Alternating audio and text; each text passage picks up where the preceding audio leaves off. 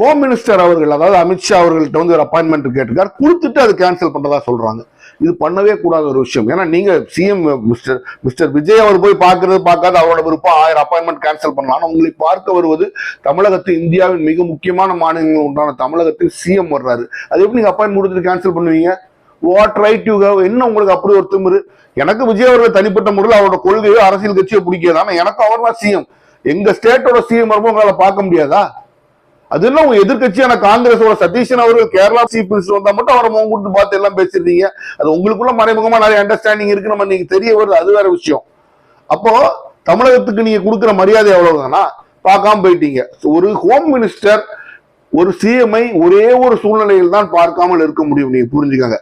என்ன சூழ்நிலைனா, அந்த சிஎம் மேல கரப்ஷன் சார்ஜஸ் இருந்து, கோர்ட்ல கேசஸ் எல்லாம் இருந்தது அப்படின்னு, கோர்ட்ல கேஸ் எல்லாம் இருந்து, இவர் சார்ந்த போலீஸ், இவர் சார்ந்த விஷயங்கள் யாராச்சும் அதை இன்வெஸ்டிகேட் பண்ணாங்கன்னா சிஎம் ஹோம் மினிஸ்டர் அவங்களை பார்க்காம இருக்கலாம்.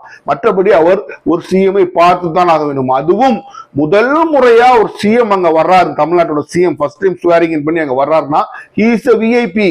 நீங்க எந்த உங்களுக்கு வேலை இருந்தாலும் அவ்வளோத்தையும் கேன்சல் பண்ணி வச்சுட்டு பார்க்க வேண்டியது வந்திருக்கும், நீங்க பார்க்கல. இப்ப நீங்க தமிழ்நாட்டை அவமானப்படுத்திட்டீங்கிறது தான் உண்மை.